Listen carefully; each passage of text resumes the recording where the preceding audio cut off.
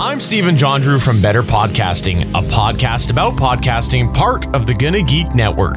Just like the show you're checking out now. Shows on the network are individually owned, and opinions expressed may not reflect others. Find fantastic geeky shows at GonnaGeekNetwork.com.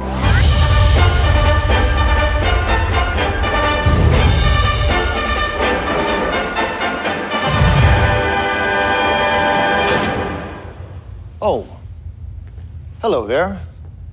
Yep, it's me, Cooper Howard, star of stage and screen.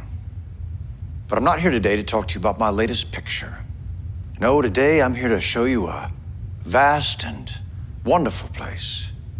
Not made by God Almighty, but the working man. A veritable Camelot of the nuclear age. Now, how about we turn on some lights? There, that's better. Now I'm speaking to you from deep inside the fully livable model 96 JQ 1164. And what a beaut she is. And what a song she sings. Now that right there is Vault 4's 3-foot thick lead casing. Strong enough to keep out the rads and the reds.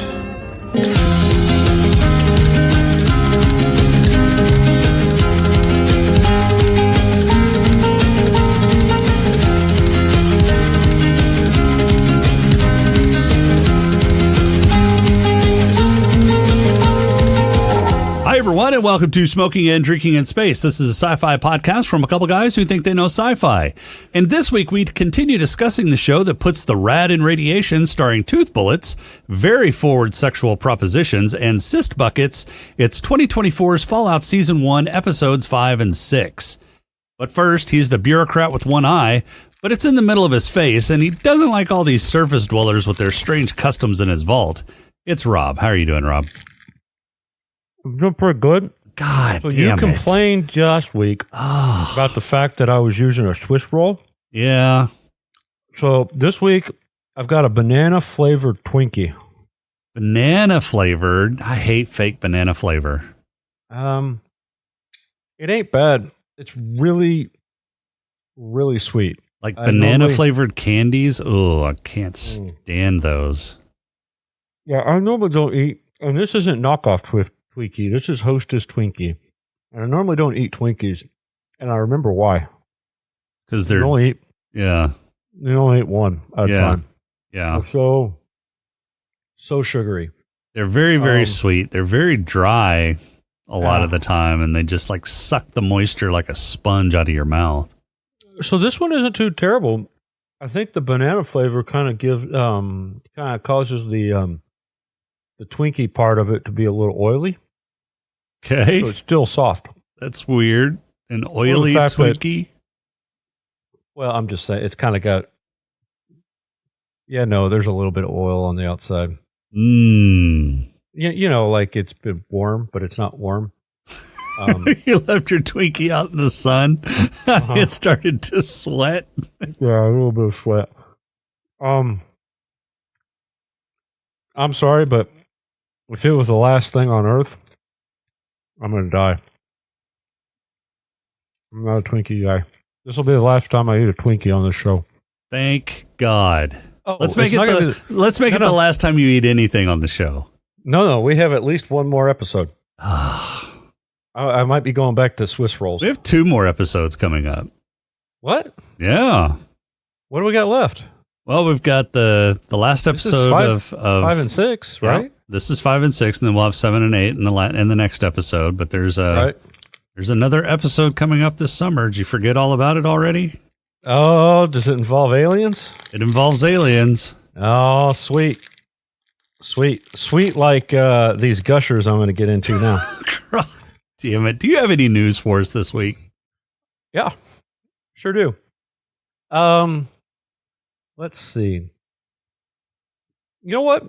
We're going to start off with superhero news. I'm surprised we haven't had more superhero news in the past few weeks. Look, there's not a lot happening out there in the superhero world, except for, and this isn't news, I just want to throw it out there, that another trailer for Deadpool 3 came out, or I'm sorry, Deadpool and Wolverine. Dude. Yeah, it looks really good. I laughed. I did too. I laughed just during the trailer, and I'm like, oh, I can't wait. Yeah. I cannot wait. Yeah. So it's looking good. Yeah, July And, 31st can't come fast enough. no kidding. And oh my God, Hugh Jackman and his freaking veiny arms. That is ridiculous. He has got some muscles on him. He's Hugh Jack, man. Yeah, he is Hugh Jackman. All right. So speaking of superheroes, do you prescribe to the whole notion of superhero fatigue? Yeah, a little bit. Okay. Well, the Russo brothers do not. Okay. So they are not. They don't believe that superhero fatigue is what is the current problem with the MCU. I don't think that's the only problem with MCU. Yeah. But I think it's part of the problem. Well, they're blaming not blaming, but they are attributing it to the generation or a part of generational divide. Generational divide. So they're saying that millennials and Gen Z don't like superhero movies, or one likes them and the other doesn't? Well, so Joe Russo told, this is from Games Radar, told Games Radar that he thinks that Marvel's current issues all come down to audiences changing, which is in turn due to a transformation in how the world now absorbs media. It's not just affecting the MCU, it's just basically Hollywood in general. He thinks it's a reflection of the current state of everything. It's difficult right now. It's an interesting time. I think we are in a transitional period, and people don't know quite yet how they're going to receive stories moving forward or what kinds of stories they're going to want. There's a big generational divide about how you consume media. There's a generation that's used to appointment viewing and going to a theater on a certain date to see something, but it's aging out. Meanwhile, the new generation are I want it now, I want to process it now, and then moving on to the next thing, which they process while doing two other things at the same time. It's a very different moment in time than there has ever been. So I think right now, including Marvel, everyone is experiencing the same thing, and that's this transition. And it's really something that it really is probably more what's at play than anything else in terms of viewership. Okay, well, there's a couple of problems that I have with that logic. Okay, all right. The first is that the people that have been watching the MCU movies since 2005 right, are the same people that are watching the MCU movies now, or that group is still around, right? 2005 to now is not a large amount of time. So I don't think that the people who were old in 2005 were people that would be watching those movies in 2005. I think that the people that were watching those movies in 2005 are still around and watching those movies today, or could be watching those movies today. So I don't think that the age out argument is valid or as valid as what he thinks it is. There's just there's just not enough time. He's not saying it aged out. He's saying he that said aged out. You read aged out. Aged out. Oh, okay. I get you. The generation. I see what you're talking about. The generation about appointment viewing and all that. Yeah. Okay. So the thing is so that group is still intact, right? Probably consists of mostly Gen Xers and early millennials, because I doubt maybe late boomers, but I doubt that many boomers are huge MCU fans. So I don't think they were making up a significant portion of the viewership. Right. Mostly Gen Xers and early millennials would have been the consumers of the movies in 2005 and beyond, and probably up to current day. Right. Add into that over time, you get the later millennials and the early Gen Zers. They do have a slight difference in how they consume media, but it's not that drastically different. And you're expanding your possible audience base at this point. So but we've seen the audiences shrinking in that amount of time. And I think it's mostly to do with the glut of content that people have had to consume in order to keep up with the overarching storylines and keep up with all of the IP that they've been churning out. And it hasn't been great in the last few phases. So phase 4 sucked. Phase 5 has pretty much sucked. It's not good. And people are spending their dollars elsewhere because they don't want to consume shitty media. Well, and I can see that, but I think the movie industry as a whole is seeing that, with. Well, and I think COVID was a very disruptive time too. I was going to say that too. Is I have found myself since COVID not wanting to go to the movie theater as often. I'll go for the Marvel movies because that's me, and an occasional sci-fi movie and that kind of thing. But for the vast majority, I'm waiting for it to come out on streaming on whatever platforms that I'm subscribed to. And even then, if it's not on those platforms, I'm not going to go seek it out necessarily. So, I find myself not hitting the movie theater as often and just waiting. Why is that? Because I kind of got really honestly, I think it's because I got used to it during the COVID time. But I mean, you could stream stuff before whenever it came out on digital. But it wasn't as honestly. I didn't have that many streaming things prior to COVID. So COVID forced you to get a bunch of streaming subscriptions. And now I'm liking the convenience of it. Like prior to COVID, I had I had Netflix DVD. I didn't have Netflix streaming. So prior to that, I was getting physical media, and I was watching it and everything, and that was fine.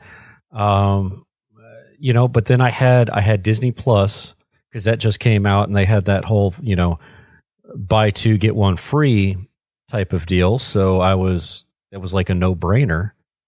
And then I picked up Paramount Plus when Picard. Was it Picard or no? I had it prior to that for Discovery, I think. I thought we picked it up free for the first season of Picard, and then you started watching Discovery.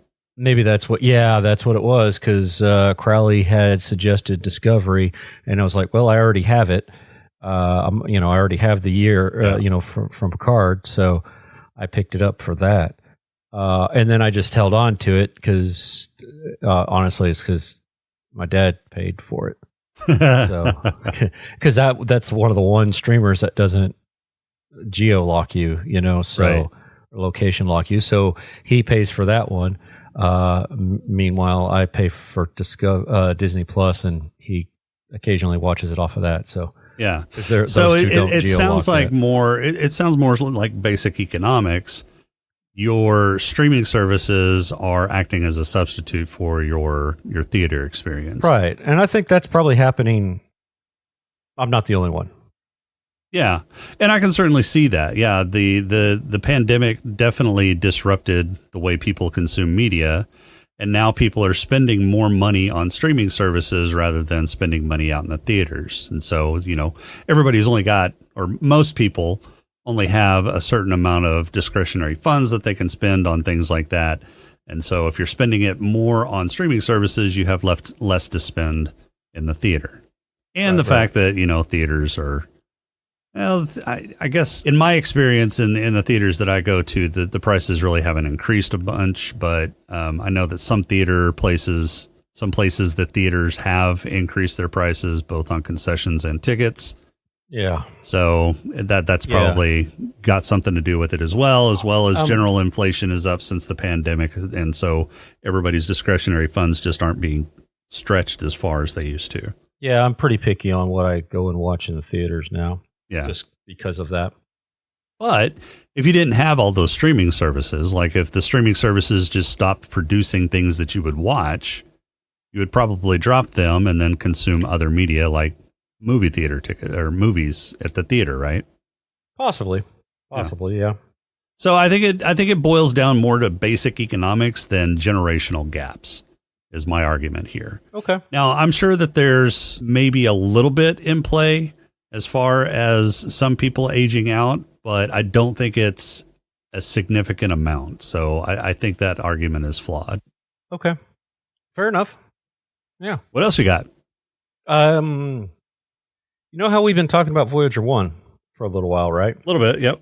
And the fact that it broke, it did? Yeah, it broke, and then they fixed it.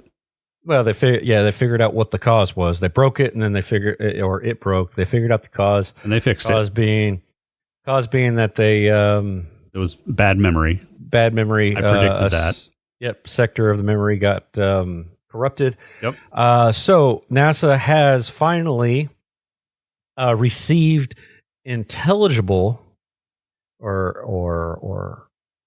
intelligible data back, not just a status data, but an actual information from Voyager after 5 months. Yep. So they moved all of the code to other sectors of memory. Places. Yeah. Yep. Now they haven't moved all the code. They moved. So they've started with the operating status and the health portion of the code. They got all of that moved, and then here in the next few months, keep in mind that everything that they don't have a working prototype sitting at the office, so they're being very careful on how they do this, right? So that they don't brick their machine, right? Here in the next few months, they're going to work on the scientific side of things and all the other instruments because they have very little memory to work with. Well, it probably takes a while for them to get the signal out there to update. 22 and a half hours. Yeah. So almost a day just to get the code out there. Right. And get a response back. So it's like 2 days of lag time. Right. And again, they're having to, they're basically spreading the code across different memory modules in the entire machine. They're not even using main memory. They're kind of whatever memory is available. From what it sounds like, they are moving it over to different memory modules everywhere because this thing didn't have a whole lot of memory to begin with. Right. It's from the 70s. So they're working on it. Let's see here. So they're moving the affected code elsewhere in the FDS memory. There is no single section of memory that is large enough to hold all of the code. So the team has sliced it into sections and are storing these chunks separately.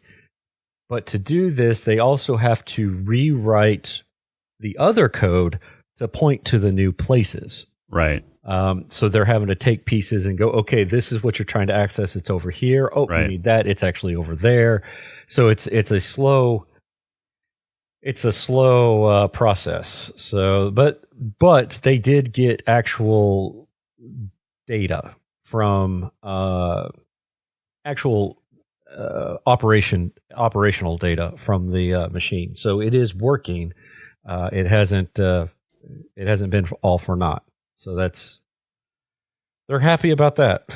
Yeah. I mean, that's an incredible feat. That is awesome that they were able to recover that. A craft that is basically outside of the solar system at this point. Yep. And they're still able to get it troubleshooted, or able to troubleshoot it and get it repaired. Right. Which leads me into the next article that I found. So Voyager, it takes 22 and a half hours to transmit data via radio waves. The Psyche mission, NASA's Psyche mission, which is a mission to take a satellite to an asteroid and take pictures and do whatever. Apparently the asteroid is a metallic asteroid, so they're going to go take samples and things like that to figure out what it is. The probe is currently 226 million kilometers, which is 140 million miles from Earth. They just did a test And if you're curious, that's 1.5 times the distance between the Earth and the Sun. But they just did a test transmitting data via infrared. Okay. And so typically, So why are they transmitting data in infrared rather than just regular radio frequency? So they are doing radio frequency, but the mission critical data is going over radio. But they're also doing a test on other just to see if they can. Yeah, other ways to transmit data. I mean, it all goes at the speed of light, so there's no speed differential there. Well, radio goes a little slower than that, right? So no, it doesn't. Radio waves are part of the electromagnetic spectrum. They run at the speed of light. Okay. So so maybe it's a throughput. They may have more bandwidth. Yeah, they may have more yeah. bandwidth with IR. Yeah. All right, so that's what I'm looking at here. Yeah. So the on April 8th they did a test where they let's see. They transmitted to the Deep Space Optical Communication System, and on April 8th it showed that even from that distance of being 140 million miles away, the data could be downloaded at a maximum rate of 25 megabits per second. Oh, that's pretty quick. Which they were expecting. Their goal was at least 1 megabit. So they increased that, and it is 10 to 100 times faster than radio transmissions on their download rate. Yeah.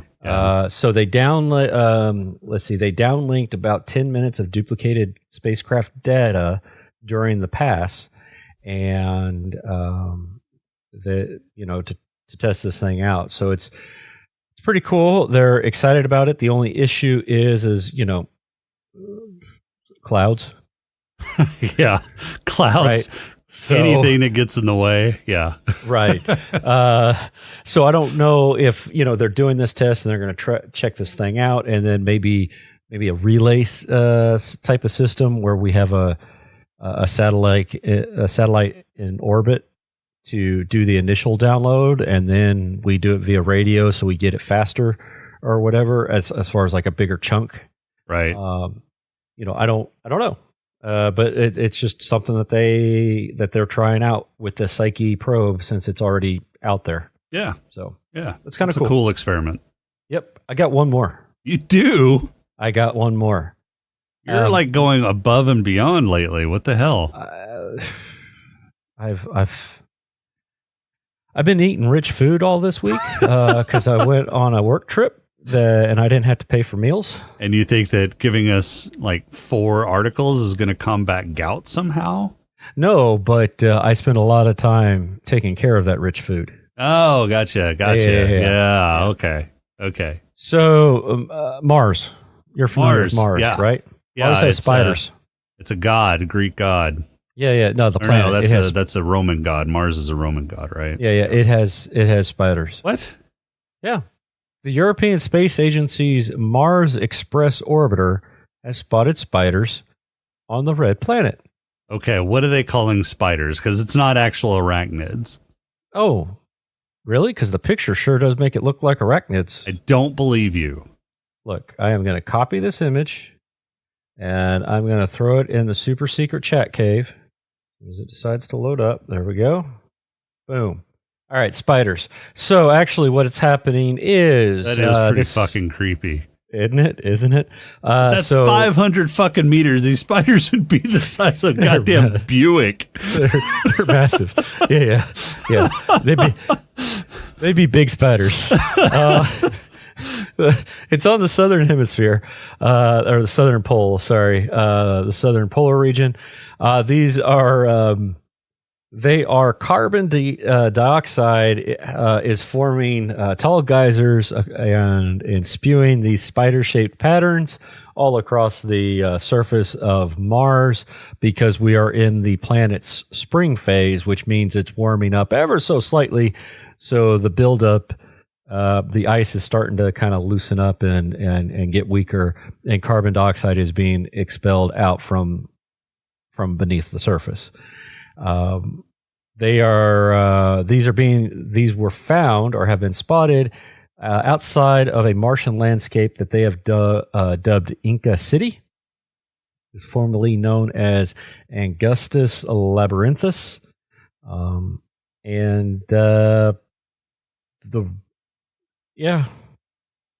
they're spiders. It's basically emerging carbon dioxide, and as it spews out, it leaves the deposit on the. If these were actual spiders and they were actually that size, Mars would be uninhabitable.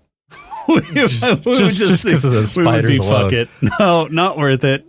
Yeah, the thing kind of reminds me of what is it? Red Planet with Val Kilmer and Tom Sizemore, where they go to the Mars, and they not arachnids, aphids or whatever evolved, and they start like eating just about anything that's oxygen reduced. I don't remember that movie. You don't remember it? So it was Red. I remember a couple of Mars movies, but that one's not one of them. Red Planet, Tom Sizemore.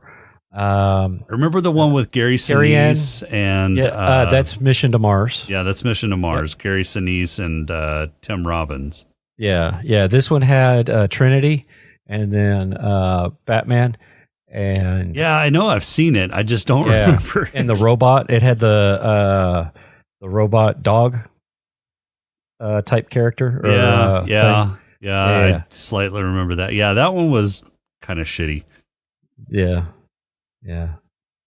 But so Martian spiders, go get them, Elon. Yeah, have at it. Yeah, all imagine seeing that shit. Oh, yeah. Can you imagine dropping down to the planet? You'd never seen anything like that, or had any scans that showed that, and you're going down looking at it, and you're like, what the fuck are we about to land into? We're gonna fucking die. You nope the hell out. Abort. Abort mission. We're going back. Coming home. It's not worth it. Yeah. We're gonna burn this planet to the ground. Yep. Nope. Oh, good spider's a dead spider. Let's get out. All right. Any more? Nope, that's it. That's 4. That's enough for you. All right. You ready for a pod crawl? Let's do this. Let's do it. We can call it, I don't know, say a pod crawl? The pod crawl! Pod crawl! Pod crawl! Pod crawl! Excellent! Insert it deep! Pod crawl! Kind of like a space suppository full of information. Thaddeus and Max are celebrating their windfall around the campfire the night after they found Wilzig's head, and they get so chummy that Thad has Max brand him so Thad is officially his squire. Max decides that since they are now BFFs, he will let Thad know that he's not really Titus. Thad doesn't take the news well, and Max tries to permanently silence Thad, but since Max is in the power armor and Max can't drive power armor worth a shit, Thad easily disables him by pulling his power core, but not before Max crushes his foot by stepping on it. Thad takes off with the head back to the Brotherhood, dragging his useless foot along. Sometime later, Lucy comes across a helpless Max stuck in his armor baking in the heat. She's not feeling real well after drinking a bunch of radiated water, and Max promises her some rat-away if she will let him out of his metal coffin. She pukes, then releases him, then passes out. Max lives up to his end of the deal and hooks her up to some rad-removing juice, and they make a pact. Lucy helps Max get the head and take it back to the Brotherhood, and Max will get some of his brothers to load up a whirly bird and rescue her father. Dorothy and the Scarecrow, Lucy and Max head off down the yellow brick road tracking Wilzig's head with her tracker booger. Meanwhile, Norm and Chet are still checking out Vault 32, trying to figure out what the hell happened. They make their way back to Vault 33 and get stopped by Betty, who asks them what they've been doing. They lie to her face, and she suspects they have been bad little boys, but lets them go on their way. Election day is coming up, after all, and Betty is running. Norm breaks into the Intervault personnel records and finds out that most of the transfers from Vault 31 have been overseers in Vault 33, including Betty. Norm brings this information to Chet, and Chet seems a bit nervous talking about Vault 31, as that's where Steph, his adopted wife, came from. Election day happens, and Betty is elected overseer by a landslide, and her first administrative action is to resettle Vault 32. She gives a tour of the place to the residents of Vault 33, some of whom may be moving over soon, and both Chet and Norm are amazed at what they've done with the place. After shooting some tweakers on a bridge, Max and Lucy make it to Shady Sands, the once capital of the New California Republic, and now giant hole in the ground. Max is shot and losing blood, so they search for a medical facility and come across the Hawthorne Medical Center, a subsidiary of Vault Tech. They head inside, and as luck would have it, there is a big door with medical supplies written right on it. However, the door is just a wall. The room is a trap, and they are gassed and dumped into a concrete room where they wake up on stretchers. It turns out that they have been dumped into Vault 4, a research vault that was populated by Vault Tech scientists to study the effects of radiation on vaults and their dwellers. Max gets patched up, and he and Lucy are welcomed to the vault by the Overseer, a man who only has one eye, not uncommon in the wasteland. Only his one eye is in the middle of his face. Lucy notices some other abnormalities in some of the vault residents. Some have glowing blue eyes and others have multiple noses. Lucy is a bit freaked out, and Max is looking for the exit as well. Just as Max is about to make off with the vault's fusion cell, he's invited to stay the night and have a hot shower. Max accepts and finds vault life satisfying. It seems Max's price is fairly low, just a robe and some slippers, and he's convinced. Lucy comes by to tell Max they need to leave, but Max just had a tin of oysters and wants to know if Lucy wants to make his cock explode.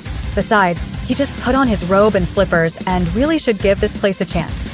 Lucy wants to know what's on level 12, so she heads up, sneaks around, and finds a recording of a lady giving birth to a school of man-eating fish, who proceed to gobble their mother up shortly after being birthed. There are more pregnancy experiments on ice, but Lucy makes a bit of noise as one of the scientists comes in, and he sounds the alarm. Coop is recovering from a hangover in the Super Duper Mart when he's surrounded by a sheriff's posse. They tie him up and drag him to the quote-unquote government. There he gets reacquainted with an old friend who has declared himself president. It seems the organ harvesting operation that Lucy shot up was under the protection of the president, and now Coop has to pay in order to keep things peaceful. Coop explains that he's not really into getting killed at the moment while he sews his finger back on, and then takes out the two guards before asking the president about a picture of a woman on the wall that's wanted by the government. The president reveals that woman is Moldaver, someone Coop remembers from his past before the bombs. Lucy is captured and dragged into custody, and roll Max watching a TV show about waterfalls and eating popcorn oblivious to everything. Credits. All right, so Fallout Season 1, Episodes 5 and 6. We are almost to the end. There's only 8 episodes in this first season, but there's a lot that has happened in just these last 2 episodes. We get a lot of information about the past. We'll get even more information about the past in the next 2 episodes, but... Wait, how do you know?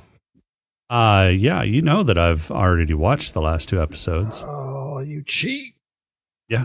So, what are your thoughts so far? Yeah, good. Okay. You're a man of such eloquent speech, and yeah, how do you do it? How do you form such beautiful sentences? One word at a time. God. So yeah, I'm liking this show. The more I'm watching it, the more I'm liking. I appreciate. So I appreciate being able to, or I appreciate them doing flashbacks to Coop's time before the bombs, because we've never gotten that before, other than the one time, right, in the game, and even that was just before. That wasn't. I mean, dropped. that was just a setup for the actual game itself. Right, you were in that area for like 15 minutes. There was really nothing that you could do. You couldn't really leave Sanctuary. There was just, you didn't really get any information other than you kind of figured out how they sold some of the vaults, because there's a Vault Tech salesman that comes and sells you a vault. Yeah. So, and then most of our ideas of what history was prior to that, come from like terminal entries, holodeck entries, things like that. Yeah. The only exception being there was that one DLC where that Coop actually hints at about Battle of Anchorage, right? Yeah, the Fallout 3 the DLC, the Anchorage expansion. Yeah. Right. Yeah. So that was kind of interesting that, they brought in that little piece of tidbit. So I appreciate them fleshing out the world a little bit, and kind of showing us, we had an inkling of what life was because of, again, terminal entries and stuff like that, but also, the dead tech that's everywhere. You kind of know where they stopped, right? It's you got downed cars and all this, and so you can kind of infer, oh, okay, so their tech was always 50s style type things. It wasn't necessarily that they got bombed back in, they got bombed into the Stone Age, and 50s is as far as they've gotten so far. Yeah. Trying to rebuild, right? So that's it's kind of cool to see some of that stuff and fleshing out what I can't really say everyday life, but what everyday life of a movie star was. Yeah, and I think it does a really good job of showing kind of the culture of the time too. So it mirrors the 50s and 60s a little bit in the Red Scare that was going on. Right. The like McCarthy, the Red Scare just never stopped. Yeah, the McCarthy era. So communism. Everybody was watching out for possible communists, and there were lists of known and suspected communists, and those people sometimes got blackballed out of things. And apparently Coop is starting to get isolated from a lot of his Hollywood peers for shilling for Vault-Tec. Right. Because at the wrap party for the commercials that he's been shooting for Vault-Tec, the last one that he shot was for Vault 4, which we now see in the series. The only person that he invited that came was the guy who voiced Mr. Handy. Right. Good old Matt Berry. Yeah, Matt Berry is the actual actor. I can't remember the fake actor's name. I don't remember either. So it's kind of funny. We're watching that, and the wife was like, "Wait, that's the voice of the robot. How'd that?" And I'm like, "He did the voice work for the." So they're just reusing the actors. Like, no, well, yes, but no, he's the actor in the show that lent his voice to the. Oh, she was just thinking that like he was given another part, right? right. Like, no. It's like Sebastian Leslie is. There we go. Is the character's name? He's like, I was like, no, he's the actor that gave the voice. Oh, okay. Because we watch what we do in the shadows, right? So that's how she knows him. She's like, that's Laszlo when we first watched it. I stopped it because I knew who it was. I immediately knew it was Matt Berry. I'm like, I paused it earlier when Handy came out, and I was like, do you know who that is? It sounds familiar. I was like, he's a vampire. Wait, that's and then it clicked, and she was all excited. Right. Yeah. All right, so we see Shady Sands finally, and we see what's left of it. What's happened with Shady Sands. Now there's a crater. Yeah, we've seen Shady Sands before, and Shady Sands has been talked about. You actually see Shady Sands in the first two games, and Shady Sands is talked about in New Vegas. So Shady Sands was, a center of the New Republic for a long time. It starts out as Republic, the New California Republic for a long time. It starts out as more of a humble colony in Fallout 1, and then first colony you ever come to, isn't it? Yeah. It's right outside of Vault 13. Yep. They have a rad scorpion problem. They do. They have a cave full of rad scorpions. They ask you to get rid of those. They had a cave full of rad scorpions.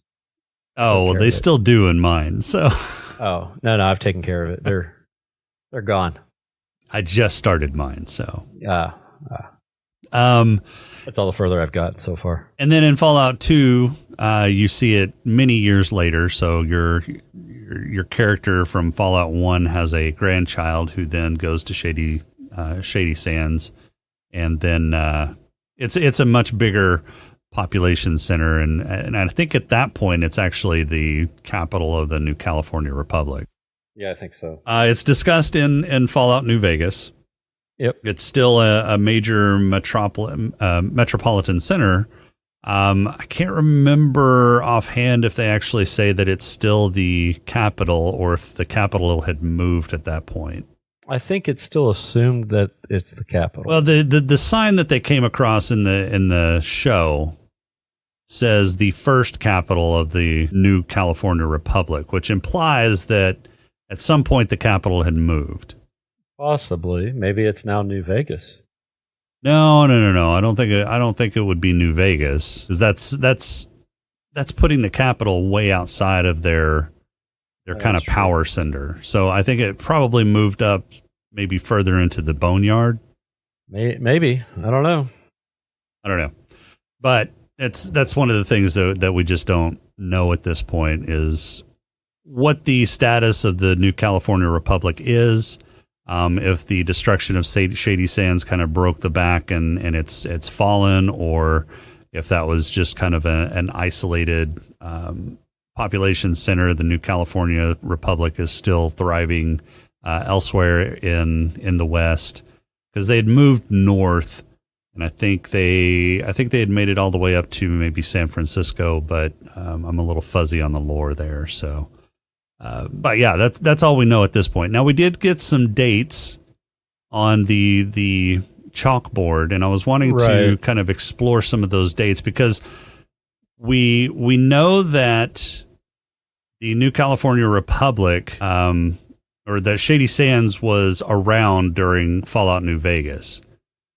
But sometime between the events of Fallout New Vegas and the events of this show, something happened. A nuclear bomb apparently blew up. Something. Yeah. So let's do some exploring. Let's do some maths and try and figure out what happened when. So we also got to keep into consideration that Bethesda didn't do New Vegas, so there's some contention on whether or not New Vegas is considered canon. No. Bethesda has said that New Vegas is canon. Okay. Yeah. Now, the New Vegas is a part of the world. New Vegas is canon. The only things that aren't canon are Fallout Tactics and some of the other Fallout games, like that one console Fallout, the Brotherhood of Steel game. I can't remember what that one was called. So there's a few games that aren't considered canon, but the main Fallout role playing games, so Fallout 1, Fallout 2, Fallout 3, New Vegas, and Fallout 4 are all considered canon. Gotcha. Okay. All right. So the Blackboard said that 2077 was the fall of Shady Sands. 2077. Okay. So we know that 2077 was when Fallout 3 happened, right? Somewhere around that time. Fallout 4. Was that Fallout 4? That's where Fallout 4 started. Oh, Fallout 3 takes place in the year 2277. That's what it is. Sorry, not 2077. 2077 is when the original bombs fell. That's why I've got that. When the bombs fell. Yep. So 200 years later, Fallout 3 happens. So 2277, Fallout 3 happens. When does New Vegas happen? New Vegas happens like right at the same time or right after Fallout 3? I'm looking here. Actually on a site that's kind of telling you everything, but not quite. 2077, 4 years after the event of Fallout.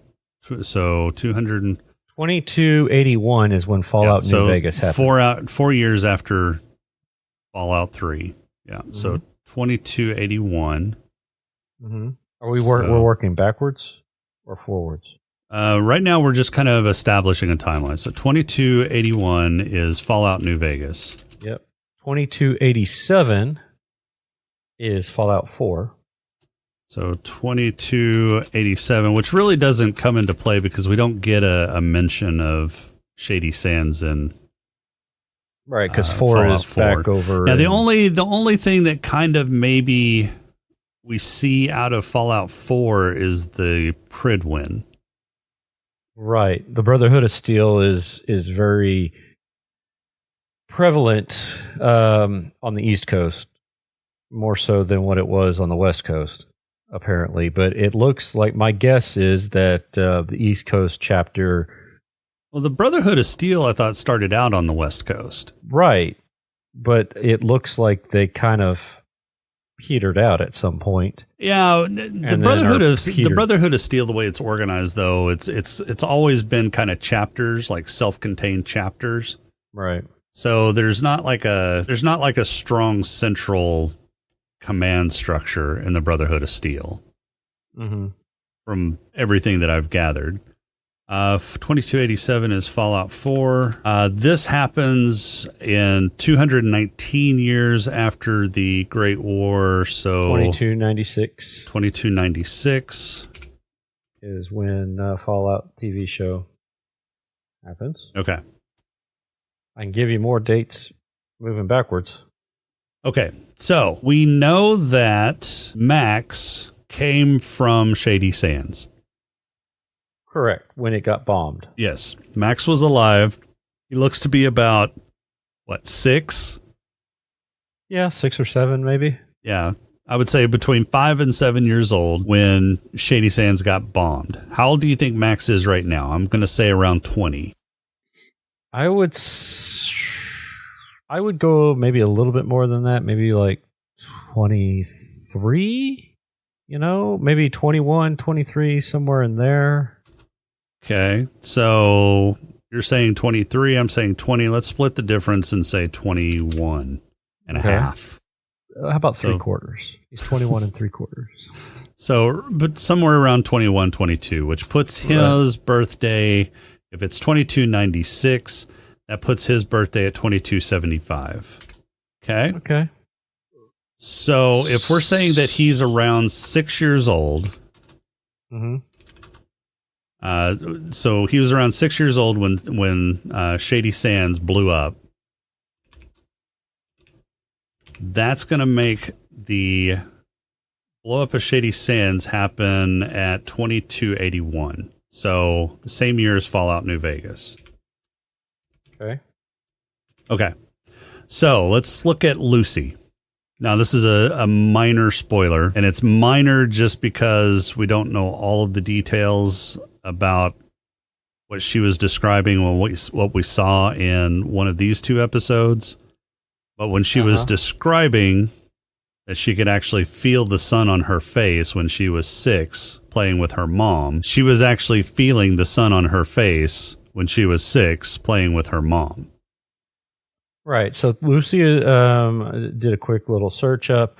Lucy is thought to be about 6 to 10 years old when Shady Sands is destroyed. Right. Okay. So Lucy, at this point, how old do we think she is? I would say older than Maximus.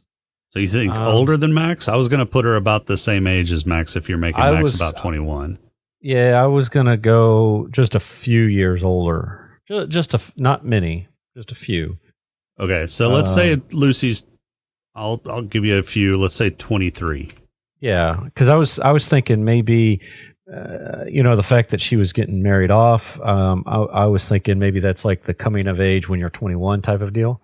They don't want to marry you off too soon because of overcrowding or whatever. Right. Maybe.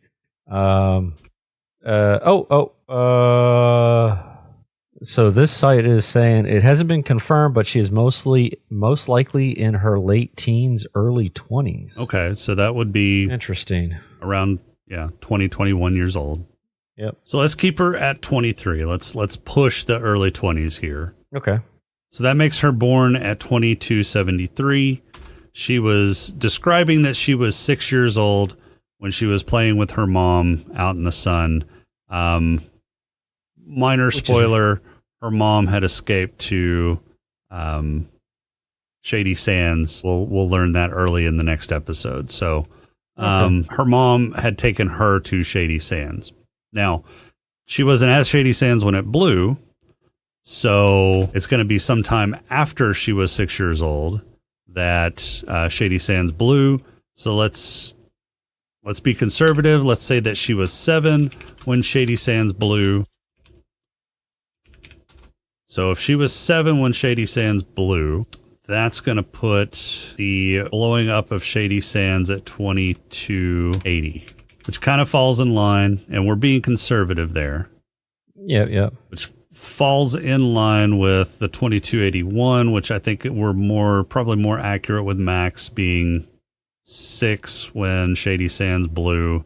He's probably about 21. So it's definitely possible that the timeline is fine with Fallout New Vegas happening in 2281 and them mentioning Shady Sands and Shady Sands blowing at about the same time that Fallout New Vegas is happening.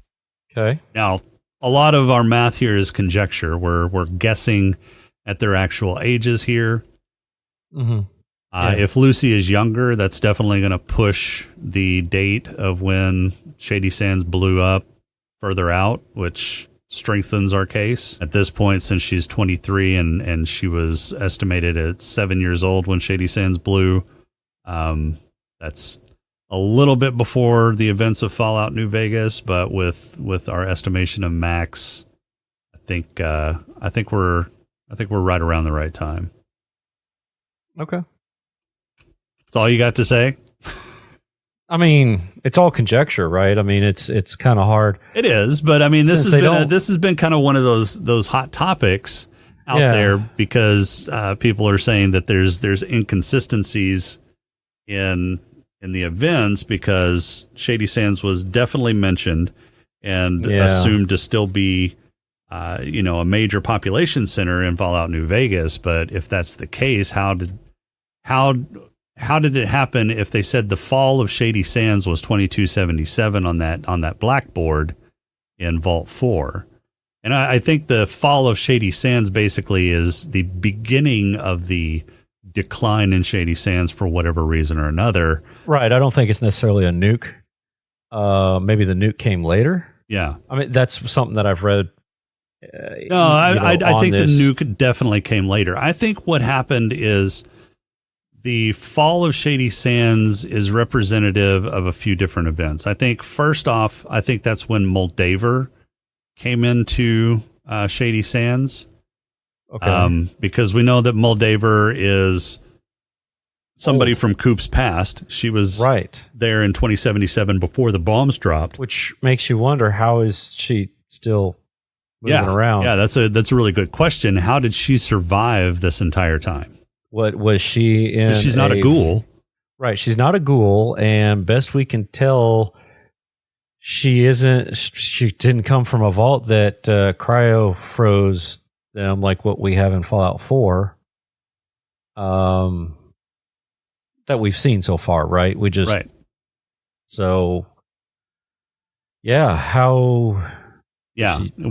just don't know how cryo chamber. she must have somewhere. Somehow, somewhere, she was cryo frozen and survived to the present day. Right. We don't know why. We don't exactly know what her motivations are at this point. She's still kind of a question mark to us at this point, but we do know that she came from the past, and we do know that she was a major figure at Shady Sands because the survivors from Shady Sands are worshiping her in Vault 4. Right. Is that what we're calling that? What? Worshipping? I mean, that's what they were doing. I thought it was just a... it was a huge banner, and they were calling her the Flame Mother, and they were bowing to her. I thought that was just foreplay prior to the Vault orgy. Well, I mean, how else do you worship if not with orgies? That's true. I know. When I used to go to church, though, we kept our clothes on. How do you do an orgy with your clothes on?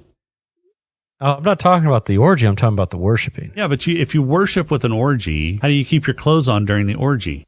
It's a lot of blue balls. Pumping grinding. I don't know. I mean, The whole that's thing how was church works, I would imagine. I've never been in one. Oh, because you're afraid you might burst into flames? Yeah, I'm pretty sure I would. Yeah. I figured that was your problem. Yeah. So yeah, Moldaver is definitely a huge question mark at this point. Very much so. Very much so. I'm intrigued. Now we do know that Coop's wife has secured them a place in one of Vault-Tec's management vaults. One of the better vaults. Yeah, one of the better vaults, which makes you kind of question, what do you mean by better vaults? What's wrong with all the rest of the vaults? Which we know through the games and the lore that a lot of the other vaults were basically just, human experiments. Yes. Yeah. We've kind of seen that even in this one, in the fact that you have Vault 4, which is supposed to be the effects of radiation, and they've got something happening down or up on level 12. Right. Yeah. So what do you think that is? I mean, what do you think is going on in level 12? Well, I mean, they showed it. They're doing some freaky deaky experiments, right? I mean, they've got some people in cryopods. Yep. They were showing something in some sort of containment unit that got out. Well, but it was obviously dead. So it looked like a gulper. Whenever she first came in, it looked like there was a gulper and some sort of preservation fluid. Right. But they showed the video. There was that video playing of something that got out, right? So, I mean... No, the video was of the woman giving birth to all of the... Oh, that's right. Women giving birth to something and then getting eaten alive. Yeah. Maybe gulpers? Maybe those were baby gulpers? I don't know what those were. They looked more shark-like, but yeah, I they don't know. look more like piranhas or something. But I don't... I don't know. Are we gonna see anything more of those? Maybe. Okay. Well, thanks for being cryptic. Tune in next time. What about the overseer and a few of his fellow vault residents? So, I mean, the way it makes it sound like he's a true Vault 4. He's a native vault dweller. He's a fifth generation. Native vault dweller. So I'm thinking inbreeding. Inbreeding? Yeah, I'm thinking you think incest. The family tree's a trunk? I think some incestual tendencies happened in Vault 4 until they decided to open their doors. Gotcha. Okay, that's a good theory. That's what I'm thinking. As far as the others with like noses on their foreheads, I don't know. I mean, that's weird. The blue eye thing, that was kind of okay. Oh, she probably just came from Arrakis. Right. That's kind of, I figured, she had taken some spice. That one wasn't so bad, but. Well, except for all of the like fish gills and tentacles off of her face. Well, that's true. Yeah. I don't know. Genetic experiments gone wrong? Maybe. I don't know. Yeah. All right. Well, I'm not gonna. I don't. I mean, obviously, because you've watched this, but I don't know, and we'll see what happens. It's true. I do know. Yeah, you do know. I don't. You will soon. All right. Well, final thoughts. Anything else you wanted to discuss before we head out? So apparently all you need to do is give him some clean water, some candy, and some salty snacks. Yep. Salty snacks and a bath towel and a tin of oysters. Well, yeah, they some make caviar. It feel funny inside. And he's brainwashed. Yeah. Pretty easy to buy off Max. And apparently a TV showing nature scenes. Yeah, just a waterfall. Just a waterfall, right. That's it. That's all you need to soothe the untamed heart. I don't know. Yeah, Max is pretty easy to buy off. Apparently. Well, he's had a rough life. I mean, Yeah, considering where he came from, I think I would Right. probably kick back with some popcorn and watch a waterfall for hours on end too. Yeah. Alrighty. All right. That's about it. That's all I got. Well, you got a haiku for us this week. I'm supposed to. That doesn't mean you do. Oh, no, it does. This one is titled Vault Entertainment. Weird experiments. Yanking the snake is so gross. Vault 4 Orgy Fest. All right. Well, you got any awards this week? I'm supposed to have those. It doesn't mean you do. Oh, but I do. Okay. Who's got your black lung? Coop. Coop? Not the goal. Coop. Right. Yeah. I love whenever at the beginning of that Vault 4 advertisement, He flicks the chasm. he's smoking a cigarette. He's talking about Vault 4 and he just flicks the cigarette down into the fucking Bowels of the earth. Yeah, bowels of the vault. It's gone. It's down And there. then Nobody's grabs finding that another one. motherfucker. Yeah. And he's smoking the entire goddamn advertisement. Yeah, Coop's getting mine too. Yeah. All right, who's got your head lash? I'm gonna give it to Coop as well during the party. He was moving from tray to tray. Yeah. So, I mean, Coop was drinking that entire time. The first time we see him, he's drinking with his wife in the hot tub. He's got a gin martini in hand. He eats an olive, plops another olive in his gin martini. He's finishing that off.